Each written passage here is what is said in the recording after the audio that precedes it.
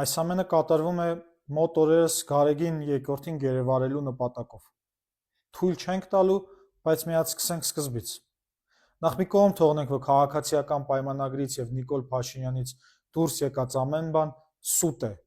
Մի կողմ թողնենք, որ Եզրափ Սրբազանի մասին այդ լուսանկարը կեղծ է, քանի որ նախ KGB-ն ռուսերեն էր փաստաթղթավորումն իրականացնում, եւ երկրորդ, եթե ինչ-որ մեկի մասին գործակալական բացահայտում են անում, պետք է ցույց տան հավաքագրման պրոտոկոլը, ծածկանունը, ինչպես օրինակ Օմեգայի դեպքում էր, ինչպես նաև օպերատիվ արձանագրություններ, զեկույցներ։ Մի կողմ թողնենք, որ արտահոսքից ապացուցելի գործակալներ կան Հայաստանում, մասնավորապես WikiLeaks-ից եւ Integrity Initiatives, այդ արտահոսքերից, որոնցով պետք է զբաղվեր ԱԱԾ-ն եւ պարզեր արդյոք իսկապես Արման Բաբաջանյանը եւ Դանիել Հովհաննիսյանը գործակալներ են, թե թողնենք նրանց հանգիստ։ Սրան զուգահեռ կատարվում է մի այլ ավելի սարսափելի բան, Ադրբեջանից ապրանք են բերում Հայաստան բենզինի տեսքով, որպեսզի Խաչատուր Սուքիասյանի գրպանները մեծացնեն։ Այս բենզինի գինը մեր 5000 զոհերն են,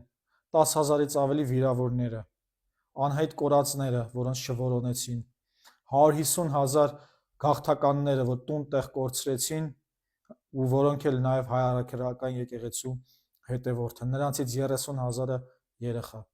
Եվ վստահ եմ բոլորս էլ հասկանում ենք,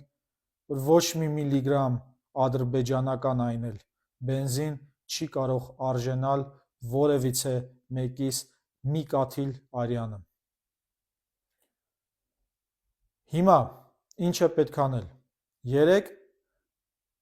բոլորս հավաքվել էինք կաթողիկոսին աջակցություն ցույց տալու համար։ Շուտով, բնականաբար, այս գործողությունը հետազոտելուց հետո ահաբեկիչները փորձելու են գերի վերցնել Գարեգին երկրորդին։